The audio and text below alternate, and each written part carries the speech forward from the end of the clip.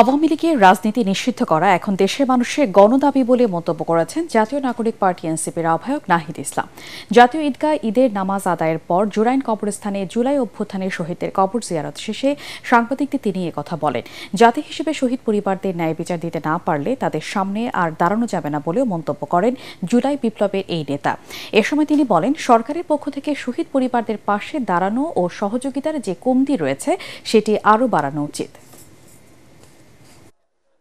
আওয়ামী লীগের বাংলাদেশে রাজনীতি করার কোনো অধিকার নেই, কোনো সুযোগ নেই। আওয়ামী লীগ বাংলার মাটিতে আর রাজনীতি করতে পারবে না। 5ই আগস্ট আওয়ামী লীগ এবং মুজিববাদের বিরুদ্ধে বাংলাদেশের জনগণ রায় দিয়েছে।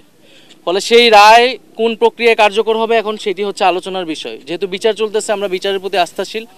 আমরা মনে করি বিচার এবং রাজনৈতিক ঐক্যমতের মাধ্যমে আওয়ামী লীগ বিষয়ে যে সুরাহা, যে নিষিদ্ধের যে বিষয়টি সেটি সমাধান হতে পারে।